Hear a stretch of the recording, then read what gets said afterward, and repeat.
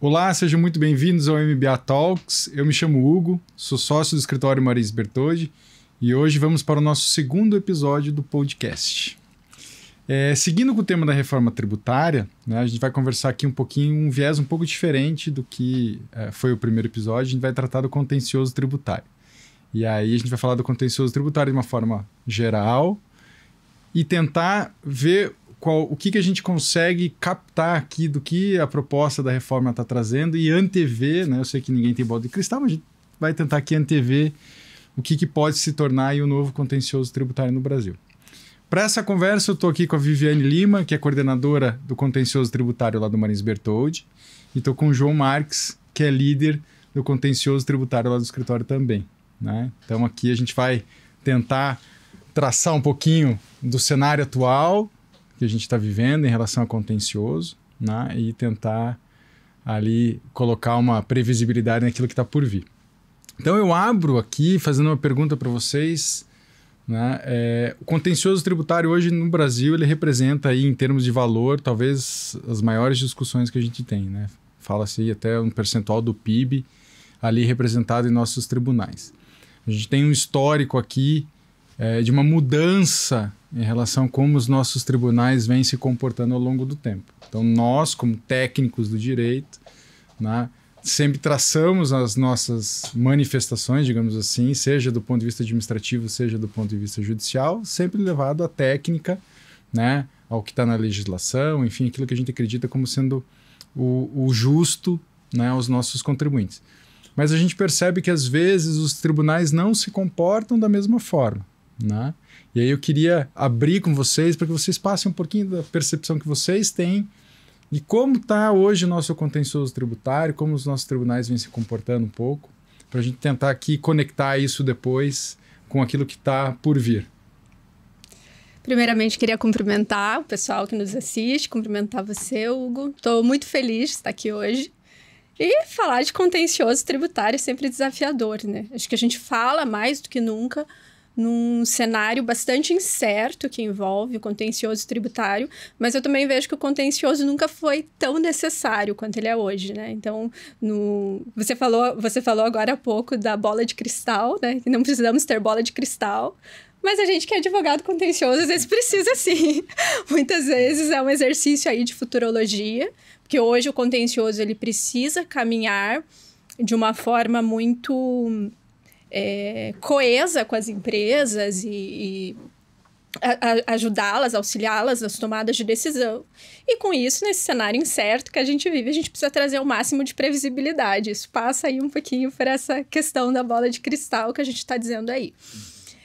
O contencioso tributário vem passando por sensíveis transformações ao longo dos últimos anos, né? Principalmente porque cada vez mais em matéria tributária a gente tem aí uma consolidação de precedentes judiciais que dão a tônica, né? Que é a palavra final nas principais matérias tributárias que a gente tem. Acho que mais à frente a gente até pode aprofundar, mas a gente também vai falar muito da tendência à modulação de efeitos que a gente tem hoje e que hoje a gente tem que considerar. A gente entra numa reunião, a gente vai verificar a possibilidade de seguir ou não com uma discussão tributária.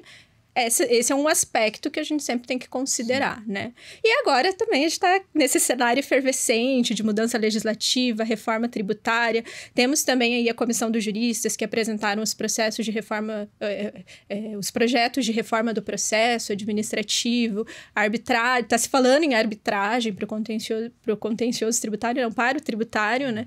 Então tem muita coisa aí acontecendo e o contencioso precisa ser discutido nesse momento, né? Ele precisa ser visto, precisa ser discutido e principalmente ele precisa ser modernizado, né? Quando a gente fala em contencioso, principalmente contencioso administrativo, tributário, a gente está falando de legislações aí da década de 70, de 80, nem era nascida ainda. Eu acho que o tributário ainda tem uma peculiaridade porque a gente precisa separar, né? O contencioso administrativo, ele segue um formato. O contencioso judicial, ele segue um formato diferente. Então, além das dificuldades de se falar em contencioso de uma forma geral, né? E aí, para quem é advogado, isso é muito claro, porque você tem para o civilista é o processo civil, né? As outras matérias, elas tendem a ter um caminho meio que igual, assim, do ponto de vista processual. Aqui no tributário, a gente tem caminhos completamente distintos quando a gente está tratando do contencioso administrativo, do contencioso judicial. Acho que isso é um ponto relevante para a gente colocar também, né? E hoje é muito comum, inclusive, né? Dificilmente você tem só a esfera judicial ou só administrativa, né? Normalmente você vai das duas pontas, né? E a gente tem alguns estudos aí de alguns anos atrás que fala numa estimativa de prazo aí para uma discussão tributária de 18 anos e 11 meses. É bastante, né? Quase 2 décadas. E tudo que demanda ainda um posicionamento dos nossos tribunais superiores, principalmente na esfera judicial, sempre vai chegar lá. Aí a gente às vezes pode falar de discussões que são paradas por décadas, né? Aguardando apreciação, né? Então é bastante desafiador. E de fato, né? A gente tem essa separação, a gente tem o contencioso administrativo que, via de regra, costuma ser muito mais técnico, né? Do que o contencioso judicial. E aí começa, quando a gente entra no contencioso judicial, a gente começa a passar por essas dificuldades, né? De antecipação, de prognósticos, né? Essa bola de cristal que a Viviane mencionou. Então, hoje em dia, mesmo quando a gente acerta o resultado, né, da controvérsia, a gente não sabe quais serão os desdobramentos, né? E daí entra aqui a questão da modulação. Eu acho que também o que torna até um pouco... deixa a gente um pouco ansioso é o fato de que às vezes não basta ter argumentos sólidos, né, jurídicos. Vai depender muito... né? É uma das maiores dores, né? Porque a gente é muito demandado não, mas uma das nossas atribuições é passar para os nossos clientes uma previsibilidade do que pode acontecer, seja para propor a demanda, né? Seja para explicar para ele, né, aquilo que a gente está propondo que ele discuta, né? Seja por no próprio curso do processo, né? Uma vez que ele topou o desafio, digamos assim, de discutir determinado tema, a gente tem, ao longo aí, você comentou que são 10 anos de discussão, 5 anos de discussão, enfim, a gente tem um longo período em que as coisas mudam, né? A jurisprudência se altera, os entendimentos sobre aquele determinado tema, ele acaba mudando um pouco. E aí o desafio para passar isso para o cliente, que é talvez... E aí eu quero escutar um pouquinho da percepção de vocês, mas talvez seja a nossa maior dor, né? Assim, o técnico a gente consegue, a gente estuda, né? A gente se vale das ferramentas que existem disponíveis para que a gente consiga construir um conhecimento técnico muito sólido. Mas várias outras variáveis aqui, dentro desse processo todo, né? E aí eu não estou falando do processo judicial, estou falando do processo da metodologia, enfim, do procedimento que carrega o contencioso. São várias variáveis que tornam a nossa atuação enquanto... nesse viés de informar para os nossos clientes qual é o prognóstico, aonde aquilo vai chegar, essa dificuldade, né? Porque eu não consigo dizer para ele hoje que a decisão que foi feita há 5 anos atrás sobre determinado tema, a gente tem um tema muito parecido agora, em andamento, vá se confirmar, digamos assim. E aí eu não estou falando nem de opinião, estou falando mesmo da técnica aplicada sobre aquele determinado entendimento. Que a gente já vê aí que hoje existem essas diferenças. Hoje a gente tem uma postura cada vez mais ativa, né, principalmente do Supremo Tribunal Federal. A gente tem uma maior relevância do direito tributário também dentro da mídia, né? Eu acho que desde a tese do século, desde a exclusão do semestre, o direito, a matéria tributária, né, tem sido mais evidenciada, o que também acaba, né, reforçando a postura ativa do Supremo Tribunal Federal. E a gente está falando de direito tributário, como você disse antes, né? Uma questão que envolve tanto um volume muito grande de processos, seja em relação à quantidade de processos, seja em relação ao valor dos processos envolvidos.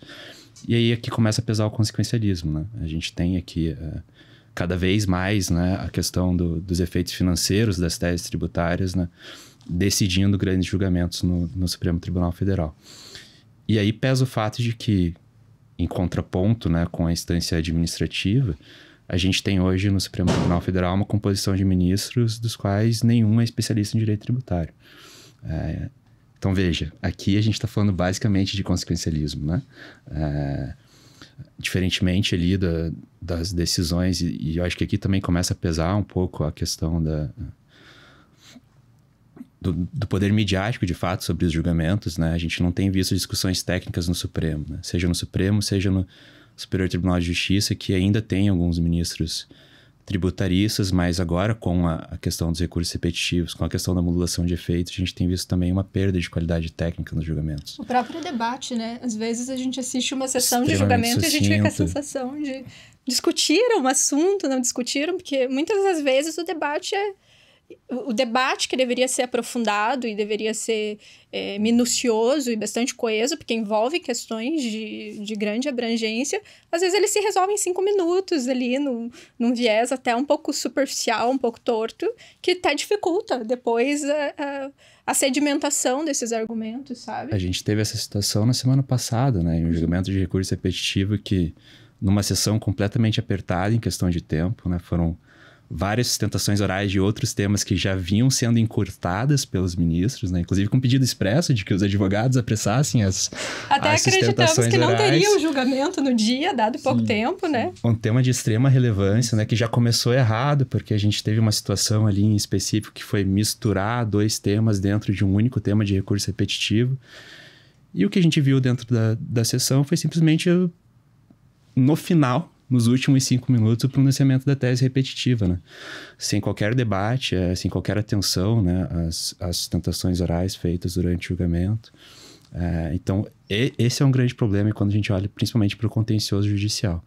A gente ainda tem muita esperança no contencioso administrativo, principalmente porque, de novo, é ali onde a gente consegue ter mais segurança em relação ao resultado técnico. O CARF é paritário, né? Então, a gente consegue ter um pouco mais essa paridade de armas quando a gente está discutindo, trazer vieses que são relevantes tanto para o Estado, mas também para o contribuinte, pessoas que conhecem a operação, que entendem os reflexos que aquilo vai ter, porque normalmente no judiciário, claro, eu não posso generalizar aqui o que acontece no judiciário, eu sei que os ministros são capazes de grandes discussões, mas em matéria tributária, o que a gente vê é que no final o impacto aos cofres públicos é o que vai dar a tônica final ali da discussão.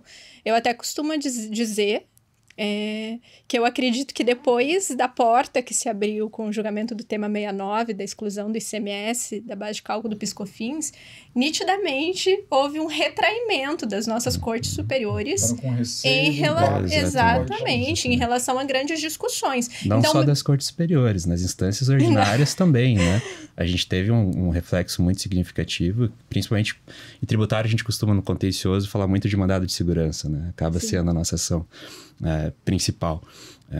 E se a gente for comparar, né, o volume de liminares que eram concedidas antes da exclusão do ICMS, porque acontece hoje, a gente tem uma situação que, principalmente em grandes capitais, como aqui em Curitiba, a gente não vê medidas liminares, né? A gente simplesmente não vê medidas liminares, então somente porque o que se avalia ali seria essa urgência voltada à questão financeira, né? E sempre num sentido pró-fisco, né? Naquele sentido de que, veja, se o contribuinte, ainda que seja inconstitucional, ainda que seja ilegal, se o contribuinte já vem pagando isso há tanto tempo, não teria qualquer urgência que justificasse a atuação do judiciário.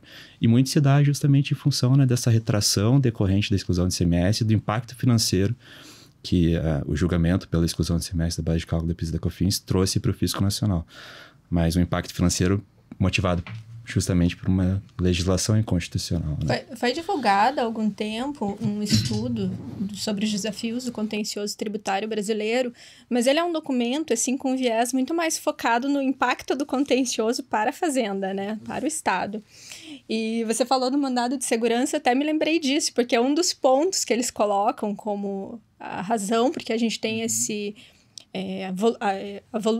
volume todo do contencioso tributário. Só para vocês terem uma ideia, a gente fala de 40% dos processos hoje em trâmite na esfera judicial são contencioso tributário. Se a gente fala de execuções, isso sobe para 70%, é um valor bastante relevante. E esse estudo, ele aponta o mandado de segurança como uma das causas, o fato dele não ter sucumbência, como uma das causas que os contribuintes acessam tanto o judiciário em matéria tributária. E eu não sei exatamente qual a medida que eles vão tomar em relação a isso. Acho que é bom a gente cuidar e atentar para esse ponto. Mas me parece que a ótica está completamente distorcida quando a gente pensa em fazer esse enxugamento do contencioso tributário. Porque em vez de se olhar para o legislativo e para o executivo para buscar mais coerência na hora da fixação de tributos, né, da instituição de novas exações e tudo mais, parece que há uma preocupação muito maior em impedir que o contribuinte chegue até o judiciário para questionar direitos que são válidos, direitos que são deles. Veja que o acesso ao judiciário é tutelado pela Constituição Federal, isso é o básico. E o contribuinte vai até o judiciário, nenhuma empresa quer litigar. A gente que está ali no contato, as empresas pensam antes de litigar, não é como se vende por aí. As empresas acham que está fácil, vão lá e discutem tudo e mais um pouco. Não é isso que acontece. As empresas não querem ter litígios, porque elas precisam reportar isso, principalmente multinacional, precisa reportar para fora, precisa explicar, precisa trazer uma série de argumentos. Muitas vezes eu estou na mesa com o cliente, eles me falam assim, como é que eu vou explicar isso lá fora? Eu falo, calma, deixa comigo, vamos lá. Mas o que eu estou querendo dizer como as empresas não querem ter litígio, elas só vão para o contencioso, seja administrativo ou judicial, quando a discussão deriva de um direito que foi violado, ou que a questão é tão controversa, que a forma como foi fixada a exigência fiscal é tão controversa, que gera uma dúvida razoável a ponto de se querer litigar a respeito disso. E tem um ponto importante aqui também, né? Eu acho assim, não é só questão... E isso, né? Essa confusão sobre pautar o litígio como sendo uma oportunidade, né? Então, assim, às vezes eu tenho a impressão que taxam o contribuinte de oportunista, que é isso que vocês estão falando, só entra com as discussões judiciais porque é mandado de segurança, se eu perder não vai acontecer nada, o cenário continua o mesmo, eu tenho a chance de ganhar, né? Então a gente parece que coloca isso como se fosse um balcão de apostas, né? E não é bem assim. E tem que olhar também, assim, a oportunidade ela surge porque alguém, né, na outra ponta cometeu alguma irregularidade, né? Então, assim, a gente tem uma quantidade absurda de normas infraconstitucionais. Então, assim, o nosso sistema tributário está dentro da Constituição Federal. E aí a gente tem uma infinidade de outras regras, né, que estão fora da Constituição, leis ordinárias e instruções normativas, digamos assim, normas infralegais, que dão também o tom de como o contribuinte vai se comportar com um determinado tributo. E há muita falha e muito desrespeito aqui também. E isso leva com que o contribuinte vá buscar no judiciário equiparar aqui essa norma que foi colocada de uma forma equivocada, né? Então, assim, não dá para colocar no colo do contribuinte a questão do litígio como apenas uma oportunidade, um balcão de apostas. Não, né? A gente tem aqui também uma falha do Estado, né? Seja ele no papel de legislador, na regra ordinária que a gente conhece, seja do próprio fisco, que também emite suas legislações, digamos assim. Então, acho que passa um pouco por isso também, né? De fazer esse contraponto. Eu diria até que, se a gente olha os nossos três poderes, executivo, legislativo e judiciário, para mim há falhas estruturais nos três que levam a esse grande volume de contencioso tributário. A gente tem um executivo que, às vezes, edita decretos que não se sustentam sem um exame aprofundado, ou medidas provisórias que sequer têm, às vezes, obedecem os requisitos da relevância e da urgência, né? Sobre matérias que não fazem sentido ser discutidas por medidas provisórias. E a gente tem um judiciário que demora para apreciar essas questões, ou que aprecia, como a gente acabou de falar aqui, de uma forma absolutamente rasa, né? Então, tudo isso vai gerando um cenário muito incerto para o contribuinte, né? O pessoal diz assim que quando se fala em legislação tributária, o Brasil é sempre uma caixa de Pandora, nunca se sabe o que se sai dali de dentro, né? E vem muito dessa complexidade. A minha pergunta em relação a isso é o quanto há de interesse do poder público em suas três esferas em simplificar isso de fato. Ou quanto, na verdade, essa complexidade toda não acaba sendo útil ao final das contas. E vou explicar um pouco melhor o que eu estou dizendo. Vamos supor que a União fixa uma exação que é controversa, no mínimo, né? Um tributo que é controverso. Grande parte dos contribuintes sequer chegam até o judiciário para discutir aquilo. Muitos dos contribuintes vão continuar pagando aquilo, achando que é devido porque alguém falou que tinha que pagar. Outra parcela, já muito menor, vai chegar até o judiciário para discutir isso. Estou falando do judiciário, mas poderia ser o administrativo, se fácil de uma autuação. Mas vai chegar até o judiciário para discutir isso. Quando chegar lá na frente, vai passar anos dessa discussão. Quando chegar lá na frente, quantas vezes, que é o que a gente está vendo nos principais julgamentos agora em matéria tributária, antes era só o STF, mas agora a STJ está fazendo isso também, eles vão lá e modulam os efeitos. E modulam os efeitos e falam. E assim, não tem critérios claros nessa modulação de efeitos. Cada hora é um critério completamente aleatório. Parece que não dá para ter a menor previsibilidade. Funcionou assim, vai assim. Não funcionou, então vamos mudar. A sensação que eu tenho é que começou lá no tema 69, a questão da modulação, e eles foram cada vez avançando um pouquinho mais, sabe? Dando um passo um pouquinho mais ali na linha, e foram vendo que estava passando, sabe aquela questão do passa boi, passa boiada? Eu sinto que a gente está indo um pouco por esse caminho. Então, cada vez mais. Agora, a gente tem modulações, às vezes, para frente. E o que isso se reflete na prática para amarrar com o que eu estou dizendo de que talvez essa complexidade seja útil? Porque daí você tem uma inconstitucionalidade que perdurou por anos. Quando ela, enfim, é reconhecida, se cria um recorte temporal de que a União não vai precisar devolver esses valores, ou não vai precisar devolver todos esses valores, ou vai devolver esses valores para uma parcela muito pequena de empresas que foi quem litigou em relação a isso. Veja o quanto valeu a pena esse negócio, veja o quanto de arrecadação. Quando se fala em impacto aos cofres públicos, que tem sido a tônica dos julgamentos, principalmente no STF, se está falando de impactos aos cofres públicos de uma verba que nem deveria ter composto o orçamento. Uma verba que não era receita efetiva, né, do Estado. E ainda assim, essa é a tônica. Então, eu acho que essa complexidade, ela acaba sendo, em certa medida, até um pouco desejável para o Estado. Tem em um dos julgamentos do STF, o próprio ministro Fachin, ele usou um termo que eu gosto muito, que ele falou de inconstitucionalidade útil, que é quando você cria uma exação que é inconstitucional, sabendo que é inconstitucional, porque até ela ser julgada inconstitucional vai anos, você arrecadando aquilo, você não vai precisar devolver. Ela cai, aí começa tudo de novo, o círculo vicioso. Você cria uma outra exação e o sistema vai se sustentando em cima dessas bases que são, no mínimo, dúbias, né? Sim. E acho que assim, e aí uma pergunta para vocês é a seguinte, dentro de tudo que a gente está conversando até agora, né, como advogados, como as pessoas que precisam enfrentar essa dificuldade toda numa ponta e na outra ponta, na frente do cliente, precisa passar uma percepção para ele. Não digo nem uma previsibilidade, mas uma percepção, né? Convencer, explicar o que tudo isso que a gente está passando de uma forma mais resumida, né?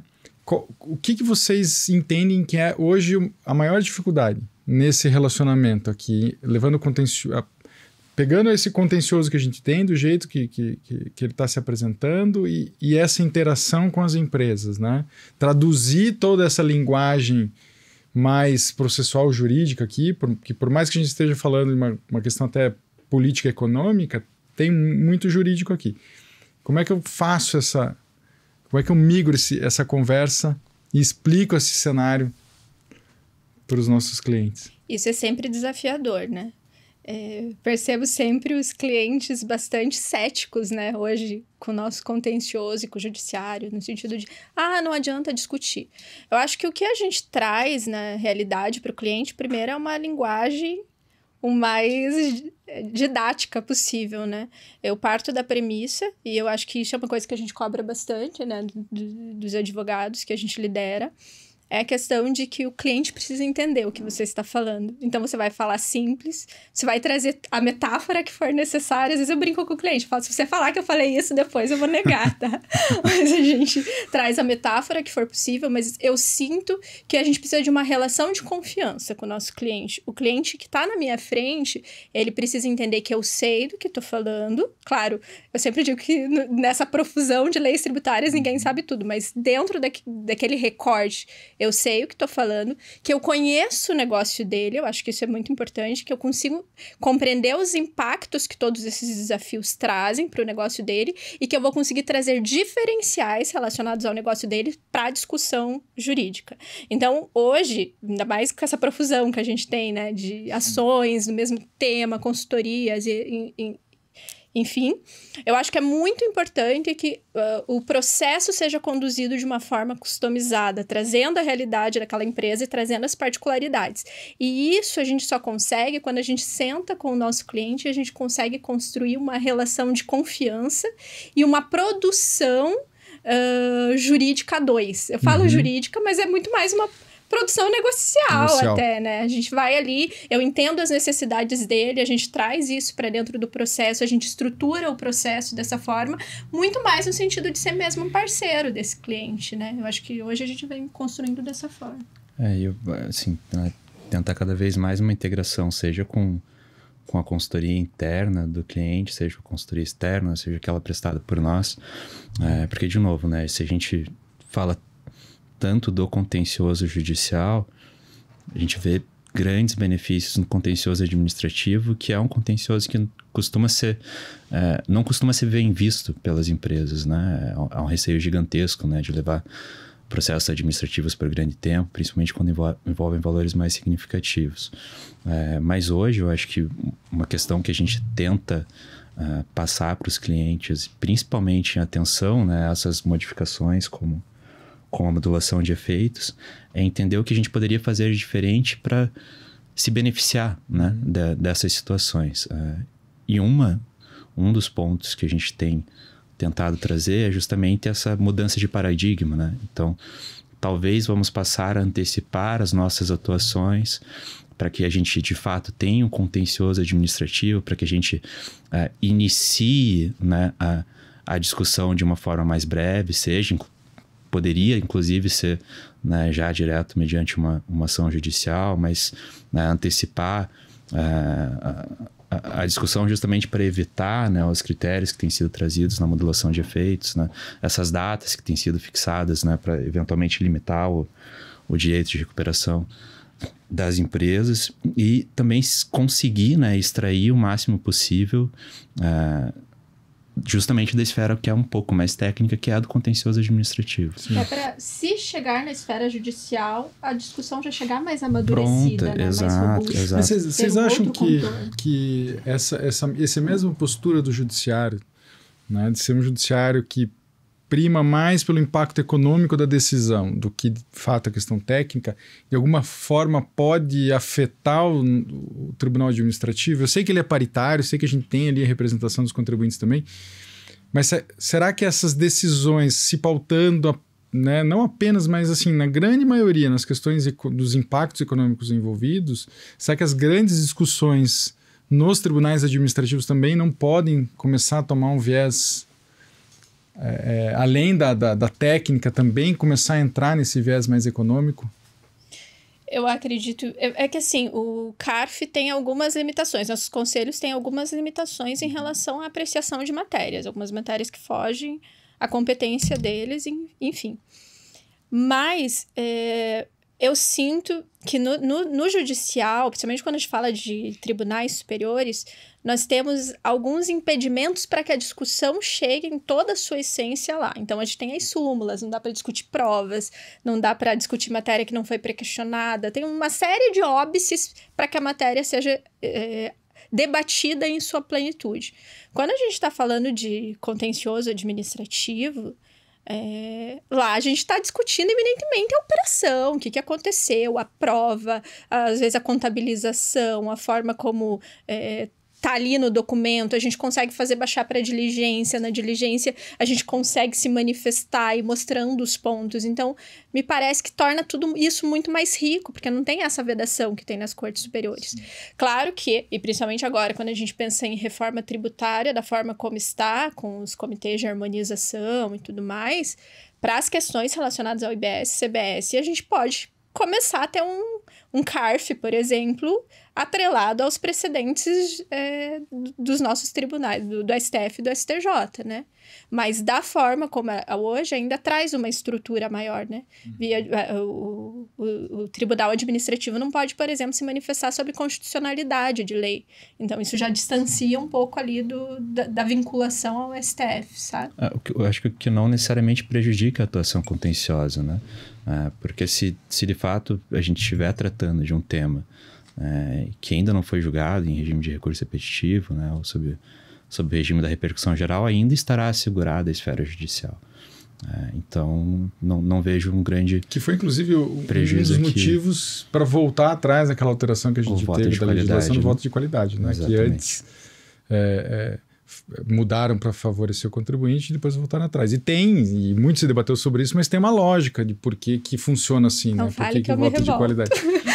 Existe uma lógica, né? Se a lógica mais certa ou não é que o contribuinte ainda tem a prerrogativa de levar a discussão para o judiciário e a Fazenda não tem essa prerrogativa na esfera administrativa, né? Ou seja, perdeu, acaba ali. E aí ficou nesse vai e vem ali dessas alterações. E a gente tem... Hoje a gente tem uma Câmara Superior de Recursos Fiscais que é paritária, né? E aí a Vivi já trouxe esse ponto falando em uniformização, né? Agora com a reforma tributária, obviamente a gente não tem isso muito claro ainda, a gente teve a aprovação inicial do PLP, mas um dos pontos, né, que tem sido questionados é justamente a criação de uma espécie de instância de uniformização, né, que seria ali a última instância, né, do contencioso administrativo, composta unicamente por representantes da Fazenda, né? Paritária em relação a estados e municípios, mas sem a participação de representantes dos contribuintes, como a gente vê nas câmaras julgadoras do CARF. O que já pode ser uma sinalização de um problema, né? Se antes a gente via ainda decisões favoráveis, mesmo em matérias, né, de grande relevância financeira dentro do Tribunal Administrativo, isso pode começar a diminuir, né? E aí a gente volta para um contencioso judicial. E um contencioso judicial que também precisa estar preparado tecnicamente, né? O quanto essa falta de paridade, né, nesses comitês de harmonização, na verdade, não compromete a essência que a gente tem hoje no contencioso administrativo, né? Na verdade, desnatura toda a ótica que a gente tem no contencioso administrativo. E há mais polêmicas ainda, né, relacionadas, porque daí a gente tem o IBS e a CBS regidos por contenciosos administrativos diferentes no projeto, né? O IBS estaria submetido a um comitê gestor e a CBS seria pela terceira seção do CARF, que hoje cuida do PIS e COFINS, né? E o quanto as discussões não podem tomar vieses para tributos muito semelhantes, né? Muita gente diz até que eles são gêmeos, tributos gêmeos, né? Univitelinos. Quanto as discussões não podem tomar vieses, às vezes até conflitantes, né? E daí jurisprudência de um jeito em um e um entendimento diferente em outro. E daí a questão que a gente se questiona chegando a ideia daí do comitê de harmonização é efetivamente uniformizar os entendimentos que venham por uma via e por outra. Mas daí não tendo paridade, o quanto isso vai ser analisado de uma forma que realmente contemple uma análise séria da legislação e não pensando só nos prejuízos para os cofres públicos, sabe? Quanto realmente aí a gente não pode desembocar nesse aparelhamento político que a gente hoje enxerga no judiciário, né? E aí, assim, vamos fazer aqui um exercício de futurologia, que nem você comentou. Olha, ó, a Siri aqui trabalhando.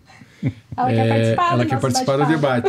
Talvez ela saiba, né? Ela consiga, a meta consiga prever aqui o que pode acontecer. De todos nós, talvez seja mais adequado. Mas, pensando no contencioso pós-reforma, né? Eu acho que a gente vai ter um período muito grande ainda de discussões que vão acontecer nesse período de transição, mas pensando no contencioso pró-reforma. E eu lembro que uma das bandeiras da reforma tributária, inclusive, era diminuir o contencioso.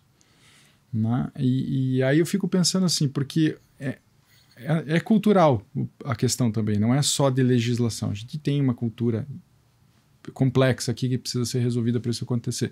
Como é que vocês imaginam que possa ser o nosso contencioso depois de 2032? Aqui, imaginando que a gente tenha, de fato, né, vamos colocar que não acontece, a gente sabe, mas uma linha de corte aqui, como se tudo se resolvesse até 2032 em relação ao passado e a gente tivesse uma nova realidade a partir de 2032, que quando o sistema vai ficar sozinho, digamos assim. Olha aí o Hugo. Dá para fazer essa previsão? Olha aí o Hugo exigindo que a gente use a bola de cristal. O advogado contencioso não tem saída. Eu acredito que as discussões relacionadas ao processo tributário, veja que, em termos de reforma, atualmente a gente não tem nada desembocando para o processo judicial. Então, aqui a gente vê muito pouca sugestão de mudança, para não dizer nenhuma. Então, o processo judicial a gente ainda não sabe o que vem. Continuando como está, vai ser da forma como está hoje. O contencioso administrativo, as discussões ainda estão em uma fase muito inicial. Vai depender muito da forma como ele vai se estruturar ao final de todos esses debates, né? Recentemente, numa sessão do tema 118 pelo STF, discutindo a inclusão ou não do imposto sobre serviços de qualquer natureza na base de cálculo do PIS e da COFINS, o ministro Barroso ele até fez um desabafo bem humorado que repercutiu bastante nas redes, em que ele fala assim, não aguento mais discutir essa matéria de incidência de tributo na base de outro tributo. Graças a Deus está vindo a reforma tributária aí e vai acabar tudo isso. E eu vi aquilo e daí eu pensei, mas será que vai? Porque tem muitas outras nuances que vão ser objeto de discussão, inclusive a partir de 2032. Porque, como você diz, passa muito também pela questão cultural que a gente tem no Brasil. E isso não se muda em 10 anos, né? A questão cultural de precisar simplificar. Veja que lá no começo, quando a gente falou em reforma tributária, a ideia, uma década mais até atrás, se falava num imposto único, que seria simplificado, que não teria nenhum tipo de exceções.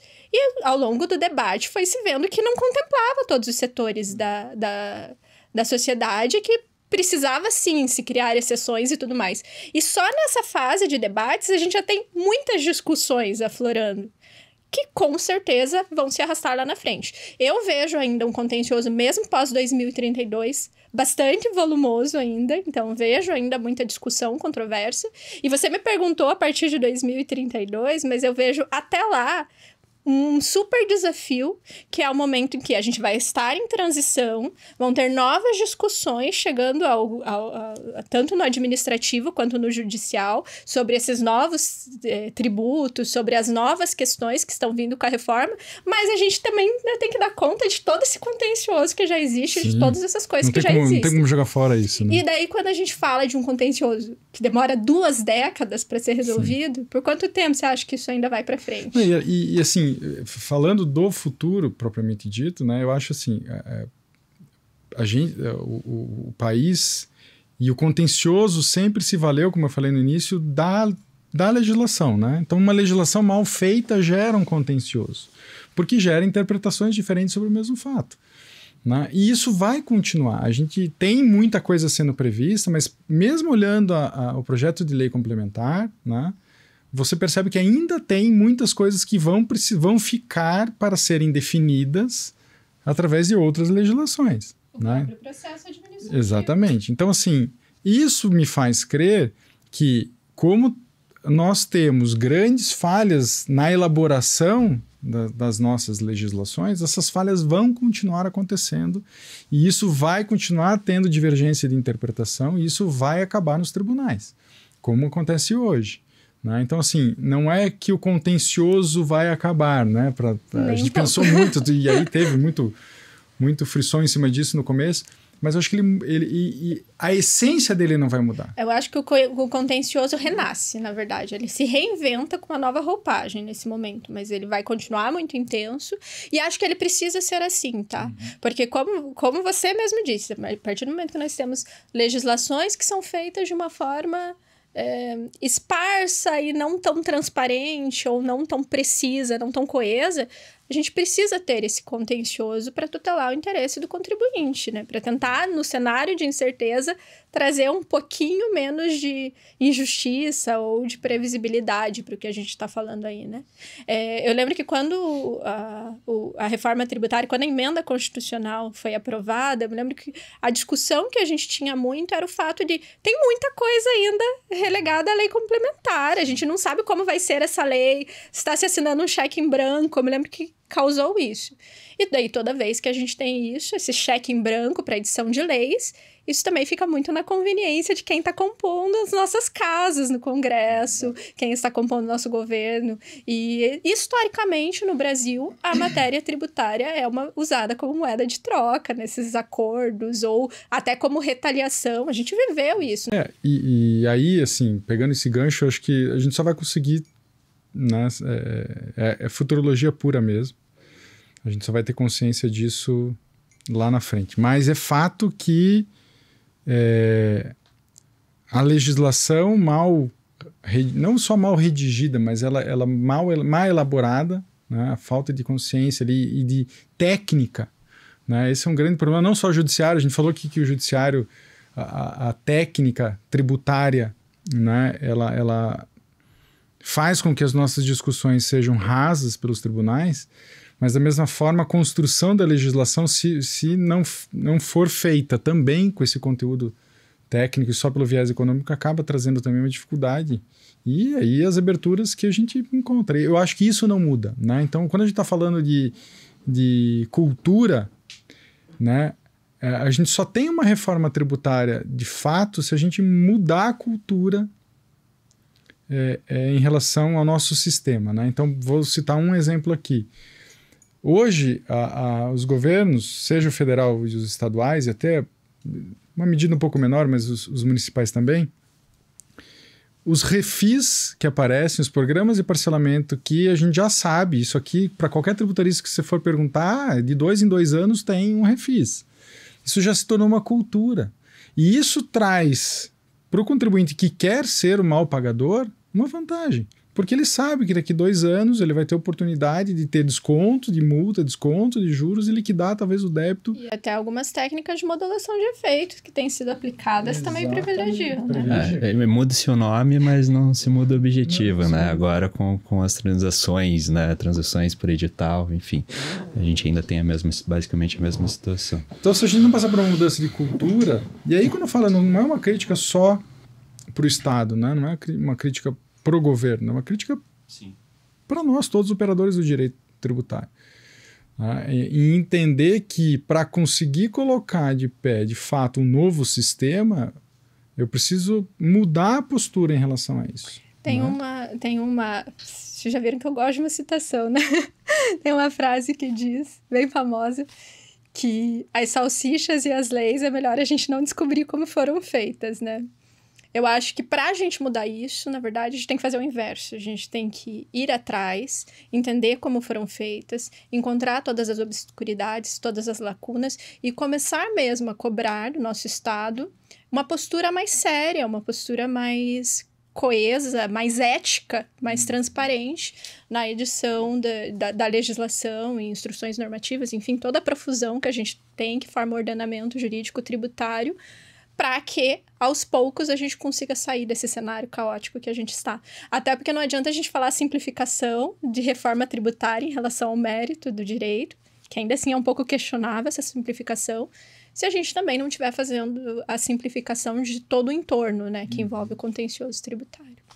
E eu acho que há de se reconhecer, né, que em especial essa reforma tributária partiu dessa premissa, né? A gente teve uma grande participação, a gente teve um processo de maturação muito grande, embora a aprovação tenha sido feita às pressas, né, e tenha dado essa impressão de que tudo foi feito de uma forma muito corrida. A reforma tributária é um projeto muito antigo, né? E com a participação tanto do empresariado, quanto das procuradorias, quanto do governo federal, dos governos estaduais, governos municipais. Mas o que pesa foi esse ponto que a Viviane trouxe antes em relação à delegação, né, da regulação para as legislações complementares ordinárias. E aí a gente tem que esperar, de fato, né? Embora a gente ainda tenha o direito tributário essencialmente posto na Constituição Federal, e o que inclusive pode motivar, né, essa extensão, né, das controvérsias administrativas e judiciais. De fato, a gente tem um campo aberto para novas legislações, e a gente vai ter que entender como isso vai ser feito daqui para frente, né? E, de fato, aguardar a regulação. Sim. Gente, obrigado, né, pela participação de vocês, Vivi, João. Acho que foi um bate-papo bem bacana, né? Passou aí um overview por todo o nosso contencioso, fez aqui também um breve exercício de adivinhar o futuro, né? Eu sei que é difícil. Alguns polêmica, desabafos. né? Alguns Imagina que desabafos, advogado né? contencioso não vai brigar. Alguns desabafos, algumas críticas, né? Enfim, é o nosso dia a dia, né? Como vocês falam lá no escritório, assim, eu sou bom de briga. Então, para quem briga, sempre sobra aí um pouquinho de desabafo e crítica no dia a dia. Então, necessário. É só quando necessário. Legal. Obrigado, gente. Obrigado mesmo por terem participado.